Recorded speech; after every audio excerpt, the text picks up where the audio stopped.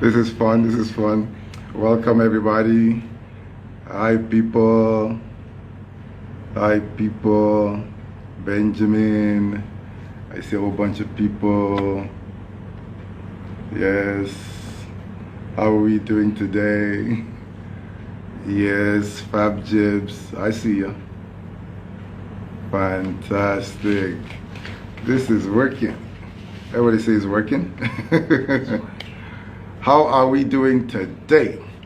Welcome to 60 Minutes with PD. Welcome to 60 Minutes with PD. We're talking about finances in relationships and marriages today.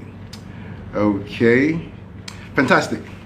So, all through the hour, it's going to be the fastest moving hour of the day for every one of us. It's going to be fast moving. If you have any questions about anything about relationships, feel free to ask. If you have questions regarding anything about marriage, feel free to ask, or life in general, just feel free to ask. And your questions will get answered. You'll be able to move forward. And, it's just going to be amazing. Okay, finances in marriages and relationships. I'm going to just say a little bit on it, and then we're going to take all your questions. And by the way, feel free to start, asking your questions right now. Finances are important in marriages.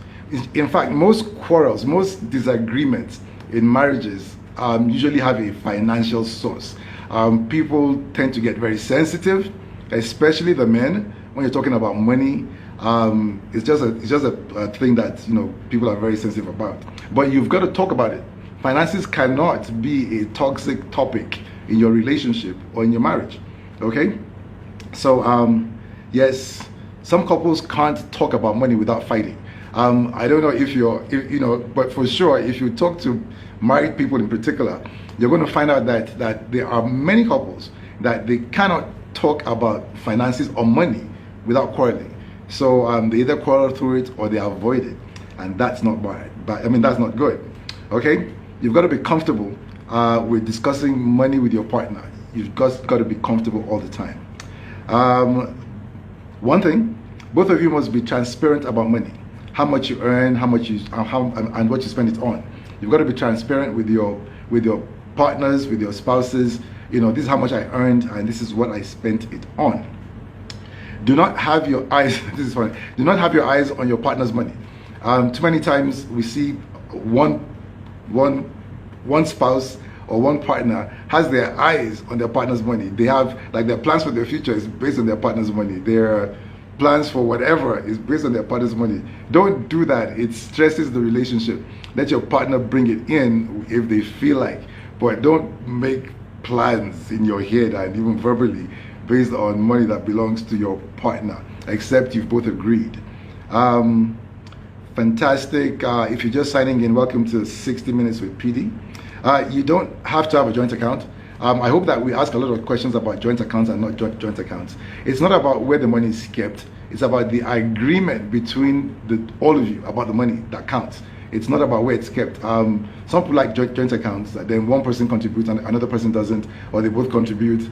But the issue is when money is made, the partnership, say a marriage or if you're seeing somebody, it's a partnership. If you get involved financially, if you're just seeing yourselves, the rules are different than being married. If you're married, then you come together. You look at how much has come in, and you both agree on what it's spent on, and then you keep to what you agreed on. Okay, you both should agree on a money spending formula. Okay, that works out for both parties. Like in everything about love and relationships and marriage, it's about the other person. Love is always about the other person. When it comes to money, it's the same thing. You've got to consider the other person. You can't say, well, I earned it, and then you just want to oppress them and just be independent. An independent spirit actually is not a good one. So you've got to consider your partner. You should both agree on the spending formula, yes. Now, it's and then nobody likes to ask for money. So let's learn that. If we're sharing money in a partnership, in a marriage, the person who has the money should not wait for the other person to ask. There is nobody I know on the planet that likes to ask for money. So if you know they're supposed to get some money, give it to them. And if you can afford to give them the money in advance, just give it to them. I mean, I've seen where people would give, like the man, you know, would give money for food for a year. It's like in January, he just puts 12 months of money down. Like, this is the money you need for the next 12 months. You know, do what you want with it. So nobody likes to ask for money. Now, if you are a man and I catch you going to buy like all the grocery money, instead of giving it to your wife to do the groceries, you're doing the groceries yourself for whatever reason. If I catch you, you're gonna be in trouble. If your wife calls me, I'll show up. You know, you don't do that. You don't trust her? Why? Give her the money. Whatever she buys, you'll live with it. You married her. She was your choice. You know, something's got to be working. You know, so don't do that, because sometimes I see men get very petty and they want to do the shopping themselves. You know, a man should still shop. Like, give her the money for shopping, for the groceries, and then if you happen to be in a store and there's anything that you know that's needed in the house, buy it. It's just extra, you know, because that's what love is all about. Don't say, well, because I gave her money for food, then you're in the grocery store, you see what you're supposed to buy, or you're in the market, you see what you're supposed to buy, and you don't buy it. You know, don't do that, okay? And give her, and don't send other people to shop for her, except she agrees. But don't do a thing where you're sending other people that maybe you, quote unquote, trust, that they can buy stuff well or whatever, and then you're not giving it to your wife. Don't do that. Okay. Work together to give your in-laws money. Work together to give your in-laws money. So don't hide and give your people. It's like, let's sit down. We're going to give my parents this. We're going to give my parents that. Both of you agree and do it. And be open about it and be on the same page. Okay? Agree on what you can afford and be reasonable. Sometimes there's one member of the union that just wants to spend a lot of money for whatever reason. And one other party is like, you know, let's be reasonable. Let's save some money. We don't have to be like the neighbors. We don't need a new truck right now. You know, so always be reasonable about spending money. Don't go and splash when you can't afford to. Okay, don't envy your neighbors or friends. You know, just don't do that. Sometimes people go and spend money because their neighbors are doing something, or the neighbors' kids go to this school and you can't afford it, but you want, you know, don't do that. You know, don't do that. If you learn how to invest and grow, if you spend the money you're supposed to invest, your growth slows down. We should talk about finances. Yeah, you've got to learn to save and invest and then grow. You know, it's called delayed gratification. So you delay your gratification and you invest it, and then you grow solidly. I hope we kind of got that. Let your questions start coming in, people, so when I'm done, I can start to answer some questions. Always have agreement before you spend large amounts of money, and this, even if you're the one that earned the money, still have agreement with your spouse before you spend it. Don't say because you earn the money and then you just start to do things on your own. Don't let the money cause you to be independent in a very negative kind of way. You don't want to do that, okay? Because I've seen sometimes when people do that. Allow the more financially responsible partner to handle the money. And you know, the more financially responsible partner could be your wife. So let her handle the finances, and if it's you, then fine. But you know yourselves. You know who's more responsible with money. Let that person handle the finances. Always consider your partner's money language. We've said this before. There is a money language, and people argue and they fight because they're not considerate. They don't consider their partner's money language. And the key here is to when you spend money, consider the money language, so you speak it as well, so you're not out of it. If anybody wants to hear more about money languages, please ask a question about it and I will explain. Okay, money language. If you have more money than if you have more money than your husband, still get permission from him before spending large amounts of money, except it's a gift for him. Okay, don't forget, even in finance, love is always about the other person. Be generous in giving to one another. It's a big thing. Love is generous, and each time you start to hold money, you're not generous, your partner doesn't feel love. They just will not feel loved. So be generous, be generous. You know, love is about giving. You know, give, and if both of you are generous, it's just amazing. Okay, love is a two-way street, meaning that Don't always, if you find yourself that you're always receiving, make sure that you give as well. Do you get? Never be comfortable to just be the receiver all the time. The person that's giving expects to receive as well. And this is something that I hope that you've brought your partners here so that they can hear it if they need to hear it. Okay, don't. It's a two-way street. Love is a two-way street. So never be comfortable if your partner does all the serving, serve them back. If they do all the giving, give them back. Okay, fantastic. And I'm going to give you some keys to success in finances, in marriages and relationships. And the keys are: one, transparency is a key. Two, consideration. Transparency meaning let your partner know how much you earn and how much you have. If not, they will write checks you can't cash. Just listen to that. If you hide your income from your partner for whatever reason, they will write checks you can't cash. They're going to look at the car and say, well, I think we can afford this. And they'll start making plans for it.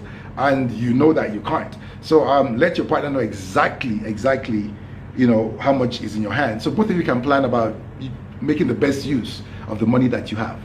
Fantastic. So then there's consideration, which means consider one another. When you're spending money in any union, consider one another. Consider one another, and then discussion. You've got to talk about money. You've got to discuss about it. You've got to communicate. Be free. Like this is what we need. This is what we need. This is what we can afford. We can't afford. What should we do? How should we do it? Who should we do it with? You discuss, and then compromise. You can't always have your way all the time. If you are in a relationship and you are trying to have your way all the time, or they let you have your way all the time, that's not love. That's oppression of some sort, some kind of bondage. And you don't want to be the oppressor. There's no oppressor in a relationship. So in every relationship, just make sure that you let the other person have their way too. Don't be opinionated. It is, if you've ever been in a relationship with a person that's opinionated, it is awful. It's terrible. Like, you can't know everything. You can't be the only one that knows. Okay, so there's compromise, then there's agreement. There's an effort. You both make an effort to come into agreement all the time. So you make an effort to come into agreement, and then you spend the money, and finally there's love.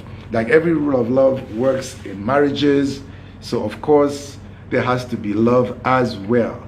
Fantastic. So your questions should come in. I am adding I'm inviting somebody right now. And if you want to come on the platform, just request. Once I'm done, I will get you on and we'll have some fun together. Hussein, how are you? Wow. Hi, look at that beautiful woman. Wow. Longest time. Good I'm to see great. I'm great. Thank you. It's Thank you. amazing. Thank It's amazing. It's good to see you this evening. We're talking about about finances in relationships and And marriages. I've got so many questions. I got so many questions. Fantastic. And I'm here to answer them all completely. Awesome. Okay. Can I start firing? Yes, please. Keep it moving. Okay, so number one, traditionally, because I was brought up to believe that the husband is the head of the home and he's the provider. But realistically today, most families are surviving on a two-income family. It's a two-income family. So how do you balance the roles? Because the husband goes out to work in the morning, wife goes out to work, they both come back, they're tired, and it's the wife that goes to the kitchen. I mean, is there supposed to be some kind of power sharing that reflects the kind of income you bring into the family, or what? I like that word, power sharing, that reflects the income. So basically, what the person with more income can sit down and chill? No. Yeah. How it works is this. That's a nice question. Power sharing. That's like something that the government would say. No. Both parties are working. When we get home, both parties should get involved in getting things ready. It's really not fair. See, it's not considerate for both of you to have had a full day at work, and then you come back, and then if you're the man, then you flop on the sofa and you reach for the remote, and then you're watching TV because you're the man. I mean, that just doesn't work. And then guess what? She's working, like, she worked all day. Now she's working. Then at night, you want her to put in some extra work. That's not realistic. I mean, that's not realistic. I mean, you're like you're gonna get a headache every time. Darling, I have a headache, and then you're complaining. You know, I mean, being there, doing that, it doesn't work. So if you're a guy and you're out there, even if she was at home all day, even if she did not go to work, taking care of the house is full-time work. Taking care of children is even more than full-time work. You don't have any kind of validation to come home and say, well, darling, I've been at work all day and I can't help you in the kitchen. I can't help you do anything. Just serve me. She wasn't at home sleeping or doing nothing, and I'll tell you I'm liking the truth. Men, like young men of today, they need to get with it. They need to get with it because, it's not working. That idea that you just do that is not working. I mean, when our fathers did it, they had housemates, they had all sorts of help. But you can't have your wife do that. That's a good question. I hope I answered that. You answered that perfectly. I love the answer. I hope a lot of guys are listening to that. And people on board, like for these sessions, bring your husband. See, I counsel a lot of people. Most times this is how it works. The wife comes. She talks to me. I counsel her first. So I put her in a good frame of mind. I say, okay, bring your husband. And I think it's like a 50%. 50% men will just not come. And some come. Anytime a husband comes with the wife for counseling, I know it's going to work because I know his heart is teachable and he's willing. But I'll tell you, if you're single and he's not teachable, walk. Just like walk. Because if he's not teachable, you're going to get the same or worse of what you're getting. And getting married is not getting, like people think if I get married, it's going to get better. That is not true. When you get married, it's going to get a little bit worse for a while before it could ever get better. And that's only if it's teachable. If it's not teachable, he just gets worse. Because now he signed the papers. He's not, he's seen you finish, like they say. So, it's like, he has no incentive. Yeah, I love that. Thank you so much.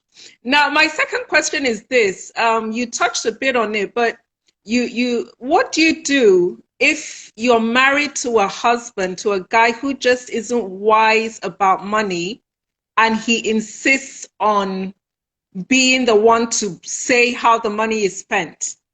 What do you do? Okay. What I do is this, and I hope there are a lot of women here listening.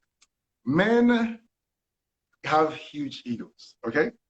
And a lot of times, the women actually are, I won't use a good word so the men don't feel offended, but the women kind of get it faster, okay? And it's like this, if you're a woman, men like to be the ones that solve the problem. You see, that's the way men are wired. Women are more, they're like social animals. If a woman has a problem, she'll ask other females, she'll get help. But men don't like getting help. That's why when they're getting lost, they don't ask. They're wired like that. They feel successful when they tunnel in and they solve the problem themselves. So if you offer help, they may take it. But if you offer help too many times, they'll resist your help because they think your offer of help to a man is like you think I can't do it. Now, if you're a woman in that situation, what you do is this. Just stay behind him and follow him. Watch him enter the ditch and follow him into it. Okay? When you're in it, no. This is what works. It works.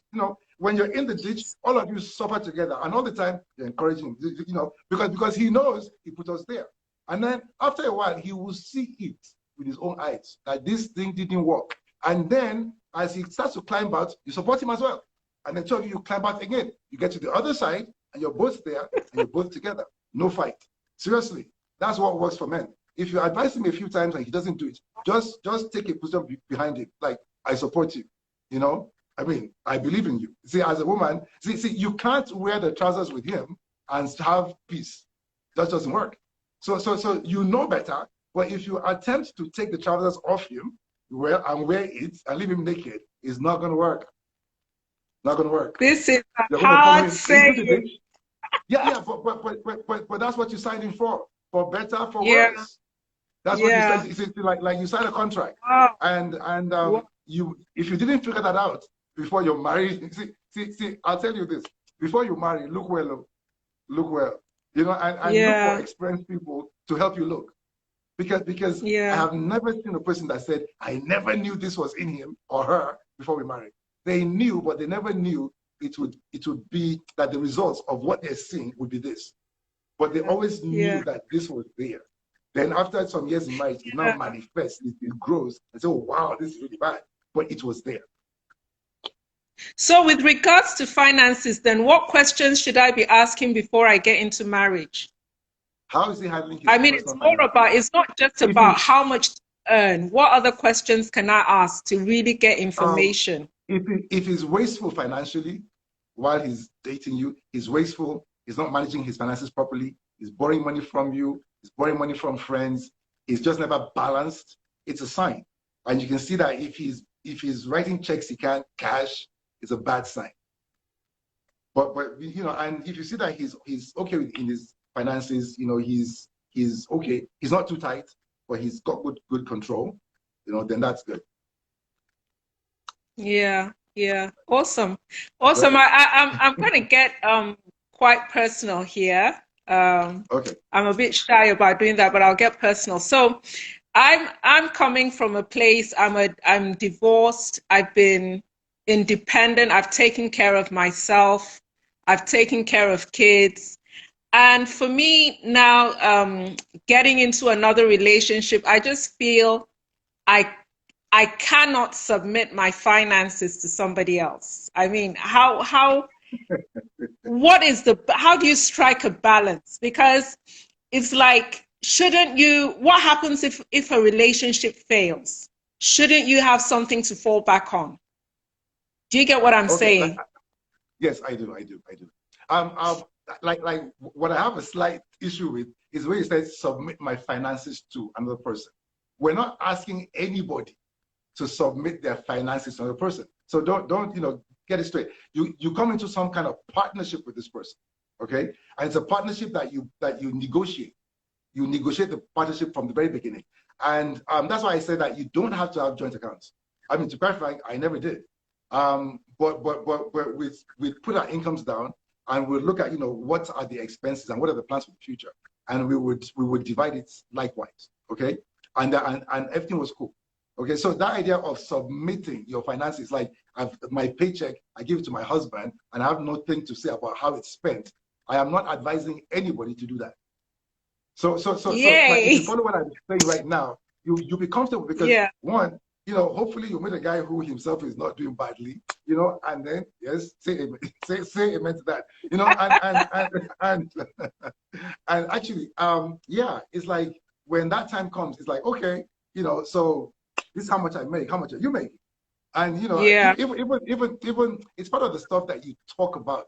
These days people come and they want to be married, but they haven't discussed anything. They don't know anything. And then a few months after marriage, it's like, I didn't know him, I don't know him. And like, how? You know, what were you It doing? You're spoils the just your friend. romance when you discuss those things. It spoils the romance. If you have that mindset, you're not going to talk about money later. See, the money discussion does not come at the beginning Yeah. of a relationship. I mean, if I met a lady today and she started to discuss money like right now, no, I will run. You know? Yeah. Yeah. But you've done the other stuff. But now we're looking at ourselves like, you know what? We could do this for life. You know, I could do life with you. And if I get to the point where I could do life with you, then let's talk about the dynamics of doing life together. Yeah. And then that's where I say, okay, Yeah. you know what? Okay, how? Like it's a simple question. How do we handle money? Just you look the guy in the eye and say, how? So how do we handle money? Yeah. And you know, I mean, you know where you're going, and then he'll make a suggestion, and then you'll kind of figure it out. How about that? Yeah. Good It's not so answer. bad. Good answer. You have a lot of wisdom, I have to say. You have a lot of wisdom. So Thank you very much. I like what you said. And so what kind of guidelines would you give a couple, let's say, concerning extended family members now? I'm thinking of a situation where a sister-in-law comes and says, I want a loan. I want to borrow money from my brother. And the wife doesn't feel comfortable about it. You know, are there guidelines is that something else that we should agree on before getting into the marriage? I believe so. I believe so. And the more details you talk about before the marriage, or even during the marriage, it's the better.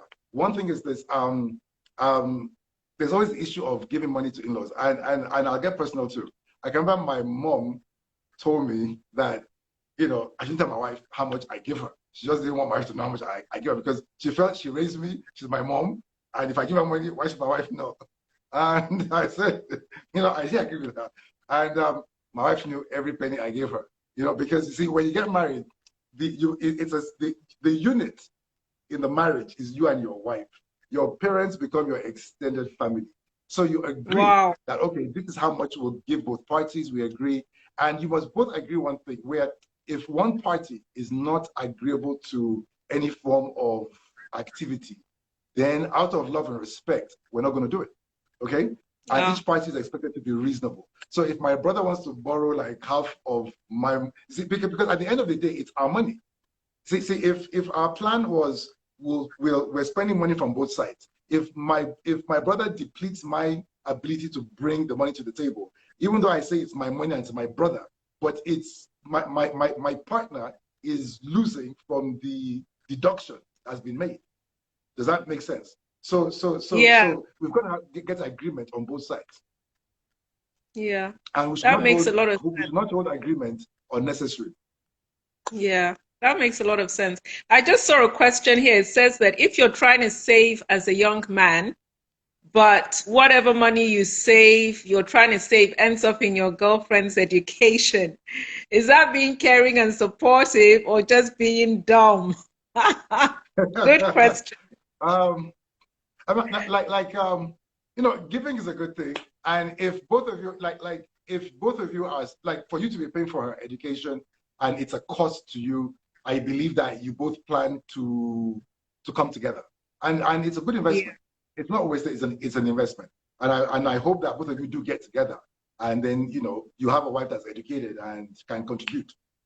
Okay? Yeah. Somebody has said it's a hard pill to swallow, to go into the It's a hard pill to swallow. But you see, it's an easier pill to swallow than trying to take the pants off him and wear the trousers. Because he's a man, he's going to give you a lot of trouble. It's just not going to work. It's just going to be out of order.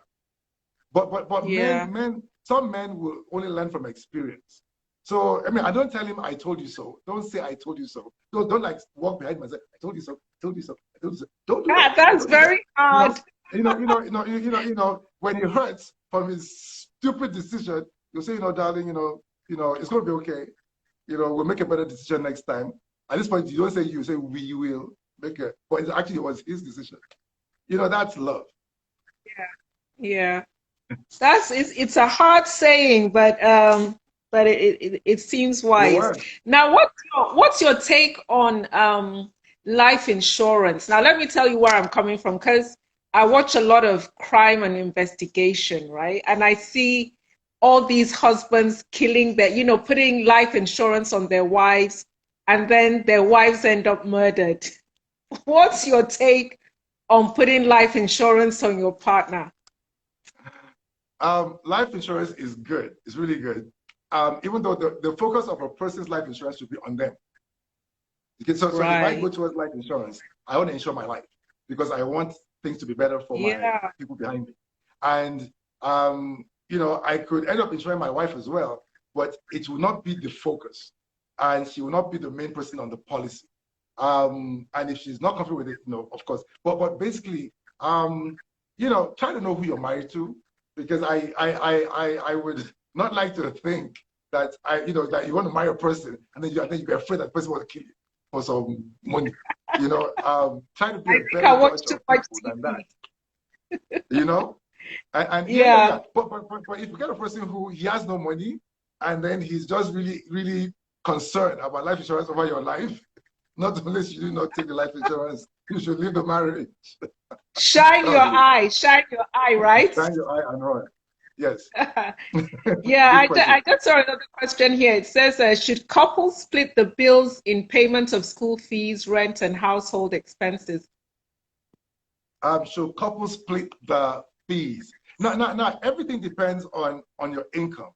You get if the income, if you have the income, then pay it. Personally, if you have the income, just pay it.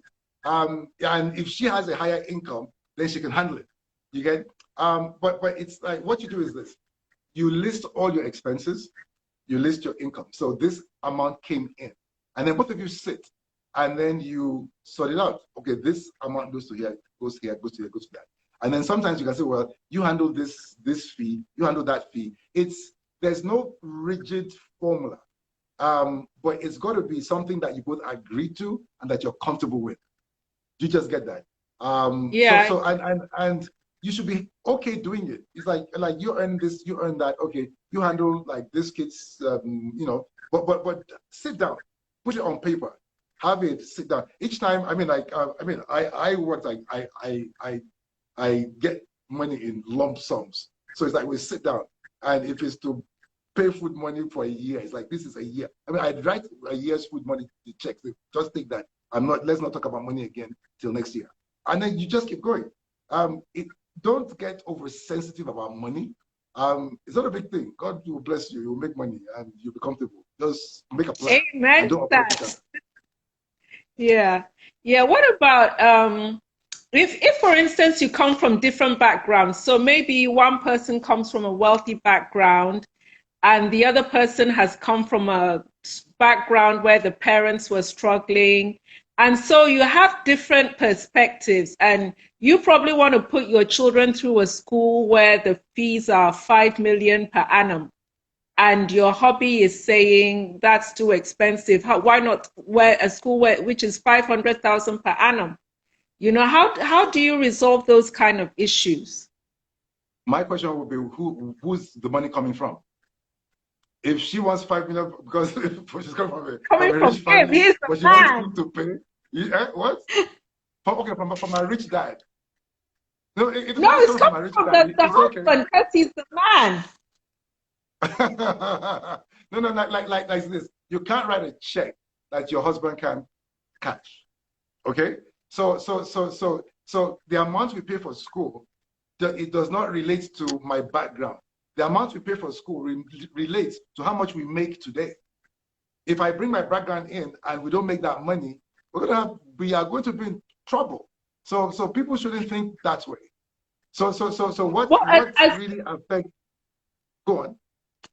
Assume that the guy is making the money now. Things have turned around, but because of his he's like really cautious. He's a really cautious spender, and the wife is coming from a wealthy background, so she's carefree about money and she's used to having money, and she just feels that a good education, look, that's you have to pay for it. And actually, it's a really good point that you're bringing up, because when people come for premarital kind of counseling, I ask them, and I don't let them talk. It's like, how much are you willing to pay for school for your kids?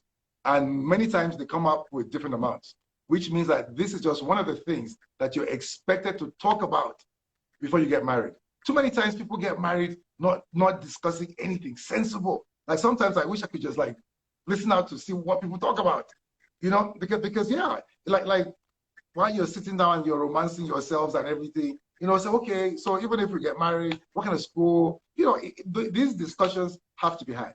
Because for a man, and I'll tell you this, men are usually more cautious than women. In Africa at least, a man is brought up to just believe that he's responsible for the family, he's responsible for the success and the finances, okay? And if things fail in the family, they're going to look at him. Now, I've seen where the woman, she doesn't mind to spend money here and here and here. But he has the money, but he's thinking about tomorrow. He's thinking about, what's going to happen in the future. So that way he's just trying his best to make sure that they don't fail. Because if they fail, it's him that's on the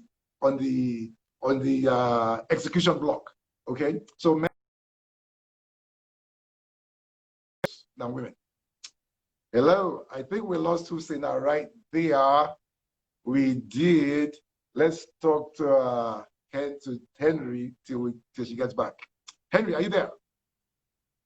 Henry, are you there? Well, people, let me see. While Henry's coming on. Henry, oh wow. VD. It's good. How you doing? It's been an interesting conversation, PD. I've enjoyed and I have learned so much. My head is even filled up now, sir. I You're don't even know taking where to notes. come in. Okay, You sure love PD. to spend, kiddies culture. You know, then I hope that you sure love to earn as well. Or whose money are you spending? Yes, Kiddies yes, culture, that's tell true. me. That's Yes. okay, PD. I'll be coming from the basics. That's the first thing, financial stability. Because one thing I've come to understand that guys are always saying that before they get into a relationship, that they want to be financially stable before they take the step next, before they take the next step, they want to be financially stable. But I want to ask, is there any yardstick to achieve at what you will call a financial stability before you take the next step after courtship? Is there any Yes, yardstick? Is there any common I yardstick? believe that there are some minimums. Okay. Okay. You can't be talking marriage out of your parents' house. You just Okay. get that. You cannot be living at home and then you're discussing marriage with somebody, except you have a plan that before the marriage happens, you're out. So don't plan to marry people into your father's house. Don't, or your mom's house. Don't do that. So one, you should be paying your own rent. Okay? And two, you should have an income. Don't be jobless or you don't have a business or you have no income, but you're looking for a wife. You know, because I've seen that too, where you don't have an income, but the main thing in your mind is I need to be married. So how are you going to take care of this person's daughter? You get? So two things. Two things. Accommodation, income. If you have those two, then go for it. And I'll tell you this. I see a lot of men want to have a lot before they marry, but that's not good. Yes. Personally, I want the woman to come in while I'm growing so that she contributes to the growth. She's part of the growth. She appreciates what we have. Okay? A woman that comes after you've had it all can treat what you have anyhow because she didn't contribute to it. And then she met you with it, and if your status drops too low, she may get so uncomfortable that she'll leave. You just get that. So you want a woman who, if she liked you when you didn't have much, and I'll tell you this too, you cannot separate a man from what he owns. I see a lot Wow. of young people say, you know, that this woman is a gold digger or this or that. You know, but the truth is this: you cannot separate a man from his worth, what he owns. So if you're a rich man, when everybody looks at you, they're going to look at you with your cars, your house, your ability to travel and buy and purchase stuff. That's just who you are. So you come with benefits. It cannot be separated from you. So a person who met you like that, if you drop low enough, they may not recognize you or not even want you. You just get that. So if she Yes. comes in when you're still struggling, then you know she liked what she saw. Then you grow together. So when you have whatever it is you have, she can relate to it and she values it and she's a part of it. So I know Okay. a lot of people like to just wait and get plenty money, then impress the girl and marry. Pastor, That's not really a good PD, idea. PD, you won't blame us. Okay, for me as an Igbo person, I come from a culture, from a background where I as a first son, from my background as a typical Igbo man, my background as a first son, you are expected to at least make certain amount of money before you start talking about all those things. Okay, but I'll be coming into the next question I have, which is something I know most young guys like me are interested in. You mentioned about certain kind of questions that we should ask about finances, but during courtship, are there some questions that you shouldn't ask about the finances of your partner that shouldn't seem as if you are trying to pry too much into her affairs or his or her affairs during courtship? That's before Okay. marriage. There are some questions. Are there questions we should avoid asking our partners during courtship Actually, that's a about really good finances? question. It's not about the question. It's not about the timing. It's not about the question, it's about the timing. Any Okay. question is free game, but it's the timing. If we're not yet there, we're concerned about my finances, I'm gonna be like, bothered. I'll be worried. But by the time we've gotten to the point where, I mean, we're talking to parents, we are going there. Okay, we're actually going there. By the time we're going there, then any question at all is fine, because it's important. Finances in a marriage is very important, and it's something that if both parties know how important it is, they will talk about it, and if they talk about it, then they'll be fine.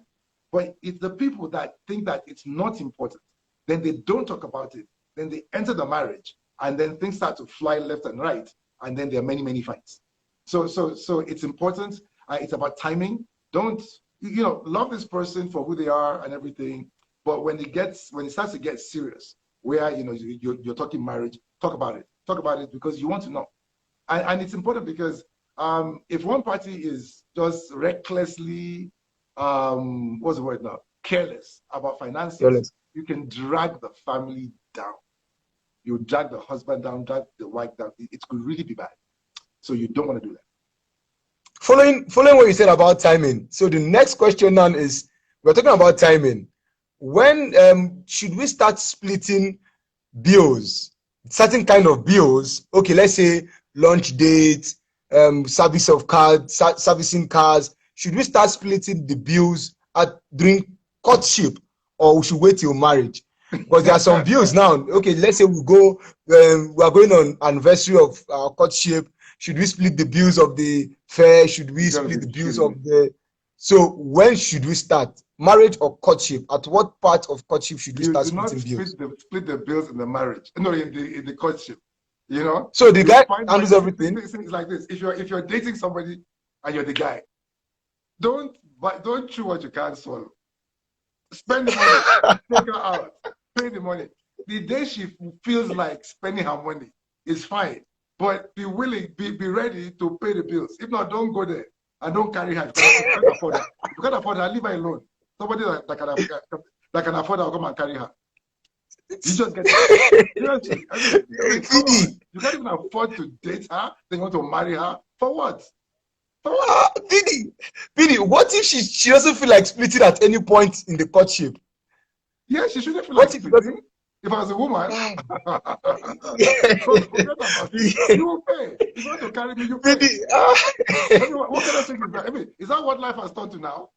No, Henry, come on, man. If you're in the 21st century, they say. Take her to where you can afford. Let her know that. I mean, seriously, if it's a little booker where the money is not too much, then take her there. Yeah, and then if she can flow with that, then she'll flow with you when you get married. But don't attempt to choose something you can't swallow. If you get my point. Just dating, and then you're putting financial pressure on her. It's like, come on, where's the incentive to now do this for life? Come on, people. I mean, am I talking to anybody here? Yeah, you play. So many people are saying you are shaking the tables, but somebody is saying 50-50. Well, Bidi, I want to come into... Why you're dating 50-50 when you're dating? Kai, no. My Bidi says no. Bidi, you have destroyed all the tables single guys like us are standing upon, that we are believing that they will be split. You cut your coat according to your size. Okay, Bidi, let's look at this in-law issue. This in-law. I'm coming from my own experience that I've had so far in my house. I have, from my paternal side, they are more extravagant. Yes. And then my dad is always fond of taking so much attention on them, despite warnings from my mom. But growing up like that now, I've not seen that, okay, these kind of things are issues. What if you have a wife who wants you to do so much for her family than your own family? How do you solve it? That's why we need to discuss these things before the wedding, where you guys will have sat down and you'll have agreed that this is what we will do with our money. So that way it doesn't become an issue after. You see, it's just easy to, it's much easier when it's discussed before. So it's like before you guys sign any agreement, everything, it's like, you know what, with our in-laws, what are we going to do? And okay, this, and then you agree. And then when you go, it's always good, choose a partner that you can talk to, that is teachable, that you can agree with, right? Like you don't have to have your way all the time, and they don't have to have their way all the time. But there's always a middle ground for us to agree on. And that's important. Agreement in marriages, agreement in relationships, it's important that we agree. I had so many questions about joint account, but you've talked about it. I had questions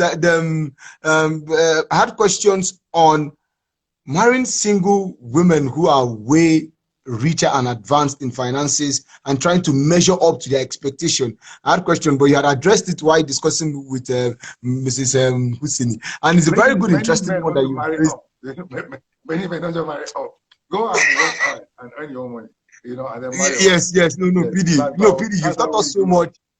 You've taught us so much about working hard. So we are obviously working hard, and we are expecting that very soon we'll come to you for marriage counseling, which is by God's grace. But it has been an interesting one. The important question I'd wanted to ask and learn so much is about financial stability before you take the next step. And you've made me understand that the first thing first is income and rent, apartment, paying your bills yourself, and then having a source of income. And I would want to thank you so much. I believe so many other people want to go into, but I want to ask your take. What's your take on agreement contract marriages? Like a prenup. Prenup, yes. Like a prenup. To be quite frank, I mean, I'm not keen on prenups, so I'm not trying to say I support it. But it's all like marriage is about agreement. If when you are coming into the wedding, you both agree that, you know what, I am coming in with these things, and these things I don't want to let them go at all. So will you, you know, if it's a condition, I'm not supporting it, neither am I canceling it, because people have different reasons for doing different things. And but it's about the two people agree. Do you get? And love always supersedes everything. So if you love yourselves and you agree that that's the way you want to go, and sometimes too for the party that has less, it's like I want to prove to you that I'm not here for your whatever it is that you have. So you know, I'm willing to sign it. Keep your stuff. I'm here for you because I love you and I want to be with you. So you know, let's not make a big deal about it. There is a serious question that just came to my mind now. PD, should you marry a woman who is bringing just love on the table?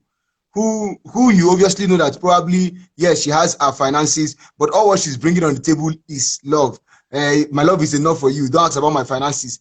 And you love her, should you go ahead and marry her when she's bringing just love? I want to know.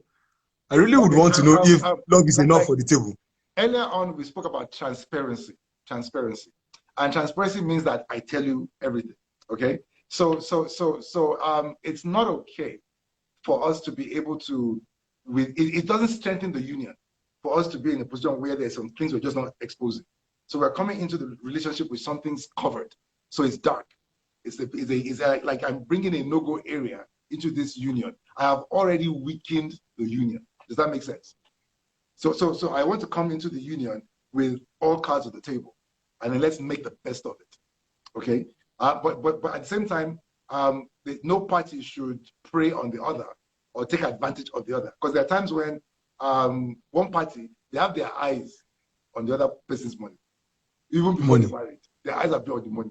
You know, that's bad. That's just a bad thing. It's not good. You know, like don't do it. I mean, I've seen people where you've not married the girl, but your plans for your business, your future business, is based on property and money that the woman has. It's just not right. It's not right. Stand on your own, bring the woman in, and then move forward together. PD. That's we right. hear you. We can't wait for you to write your book so that we'll learn. You know, I believe when you write your book, we'll learn so much. The egos that women have, stand on your own. You know, prepare the house, prepare everything. You say, come. Come on. And then you pay the bills, and then you help her out because work continues after hours. That's true, PD. Thank you so much, PD. Thank you so very much. Thank you so much. I've learned so much, and we can't wait. We believe that you have so many plans for us about your book and everything that you will do, so that we'll be able to learn so much more. Thank you so much for this time you've given to us. Thank you. Thank you so much. Thank you, Harry. I see a question here that says coping mechanisms. Okay, let me see. Okay, agreement to marriage is important. Yes. Let me see here. Yes. Let me see. Talk to me, people. Agreement to marriage is important. Yes. Finances, marriage, yes. Or did he ask a question in a few minutes? 50-50 when dating go. 50-50. Is that from a woman? You're willing to do 50-50. That is well low. Let's see. Does Susanna want to come back? Let me see. I saw a question. Or did he ask a question? I cannot find it.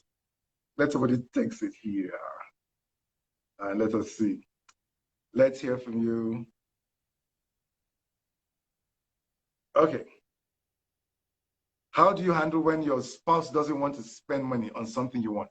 How do you handle it? when your spouse does not want to spend money on something that you want. You basically have a discussion. You see, everything in a marriage should be by agreement.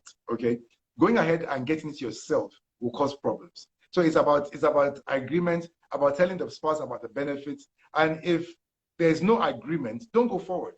Anytime you go forward without agreement from your spouse, you are demonstrating an independence that is working against the union. So you must see your union as a union, and you don't do anything that works against it. So I hope that answers that question. Is it good for couples to create a joint account? You don't have to. And if you do, even joint accounts are used differently. Some people have a joint account and both parties put all their money in. Some people have joint accounts and both parties put a certain amount of money in. And then the money for spending comes out of it. And some parties don't even have joint accounts at all. You just list your expenses and you allocate who pays what. So that should answer that question. Also, if you are a man and you're the one that puts money down for food, or maybe your wife is not working, even if she's working, food money is different from pocket money. This is a cause of great problems in many marriages. Food money, you see, if all you're giving her is food money, then you have not given her money for herself. So there's always got to be money that you give her for herself that is separate from food money. You just get that. I'm about getting a house in preparation for marriage. Shouldn't my wife be paying part of the rent? Why? Like, why should she pay part of it? I mean, if you can't afford the house, then you can agree. But that should just not be a plan that you plan from day one. You just get that. So it's something that if she feels like fine, but you should. I mean, if you didn't, so it means if you didn't know her or you didn't have her, you not live somewhere. I mean, I wish you guys could talk back. I need somebody there to answer my question. You know, somebody should just request that. Let me see. Okay. What do you do when your husband doesn't want you to see the payslip, yet you pay the bills? The husband doesn't want you to see his own payslip. That's not good because you should go for counseling. Look for somebody that can counsel the two of you. There has to be transparency because it just doesn't work when one party does not know how much the other party is earning. It just doesn't work because, like I said, one party will write checks that the union cannot cash. One party will see one big Jeep driver and say, yes, we should buy a Jeep like that because she thinks you have the money. But if she knows how much you earn, then she'll work her budget and her desires around what's coming in. So let's have that. What if they have bad spending habits? How do you give them money in advance when you know you could spend the money wrongly before? And that's true. If your partner has bad spending habits, then don't leave money in their hands in bulk. Don't do that. You only do that if they have good spending habits. If they have bad spending habits, then give them the money monthly. So that way you see how it goes. Okay. What is money language? Money means different things to different people. For some people, it's investment. For some people, it's spending. For some people, it's security, which means if I have many zeros in my account, I feel safe. I feel if I have a problem in the future, I can handle it. Some people, it's status. They want to be the one in the big car and big everything. Some people, they will spend money to join clubs so they can have some kind of social influence. Okay. Now, the idea is this. If your money language is security and we have money, okay, I'm not going to just take that money and go buy the next big car. I will put money aside for savings for you to see that, look, we put some money down, so we have some money, it's saved, we have some security. Then I might tone down what I need to buy and I'll buy something.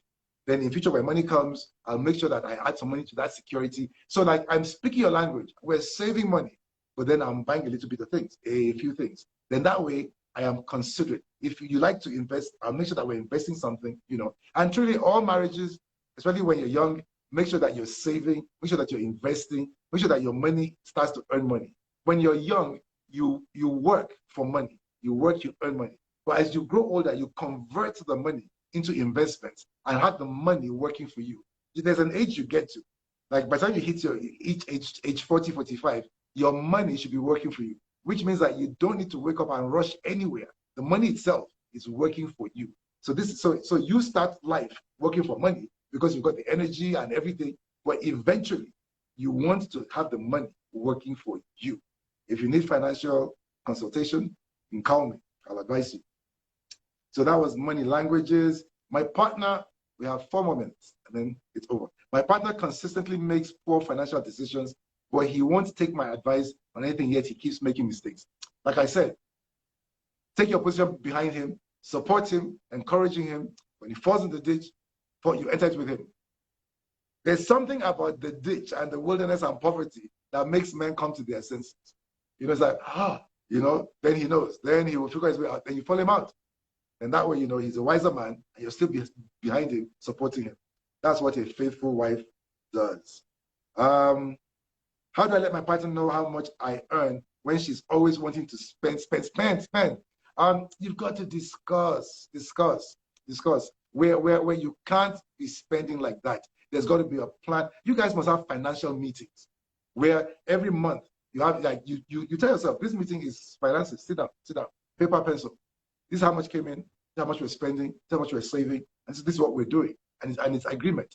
And the person who is bringing the money in has more say over what happens with their money. You can't say because you're married, then you just have to spend the money anyhow. It's going to make sense. And if you're experiencing a lot of challenges, get advice, seek counseling. Both of you sit before a counselor. Come before me. DM me. We'll talk, and I'll Zoom both of you. We'll have a discussion. Okay. How do you balance roles in a relationship where both partners are working? You balance it. How do you balance? You balance it. You both work. You work. The housework you share. The night work you share. The morning work you share. You balance it, and that's only fair because you're both working. Okay. If you need advice, CPD for counseling. How to balance finances if only one spouse earns. If only one spouse earns, then you got to fit your budget into what you earn. You can't spend more than you earn. You can't spend more than you earn. So you fit your budget into what you earn. Don't do what you can't afford. And then, let your partner gain capacity, free their time, and then earn some income as well. But it's okay if you're the only one earning an income. Adjust your prices to that. What do you do when you're married and your partner determines how much you spend?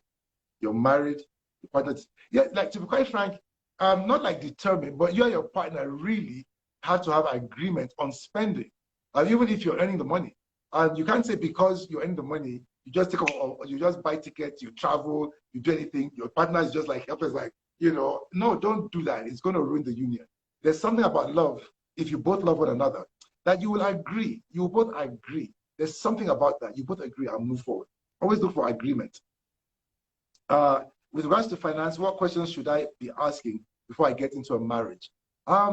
Before you marry a person, you should know how much they earn. You shouldn't marry a person that you don't even know how much they earn. You should know how much they earn. If they have savings, well, how much. And then watch their habits. How are they spending? Are they saving? Are they just, every person has financial character. I say it again, every person has something called financial character. Watch their financial character and see if it's suitable. And if it's not, then talk to them. Okay? Can I get an elder to speak to him instead of us entering the ditch? Yes, if the elder will, if you would listen to the elder, amazing. That could work if you listen to the elder. I have 2 more minutes. I'll take one more question. If your husband expects you to submit your finances, you are not expected to submit your finances. It's a partnership. There's nobody oppressing anybody here. It's an amazing partnership. I think I'm about to end. Should couples split bills in payment of school fees and house rent? It's all about agreement. Like everything else in relationships, it's all about agreement. Love is always about the other person. So always consider whoever it is that you're with. Don't quarrel over money. Discuss money. Don't be opinionated. There's no one person that knows everything. People, it's time. Bye, people. I love you. I'm back 8:30 p.m. every Saturday. DM me your questions beforehand. Next week, we're talking about appropriate behavior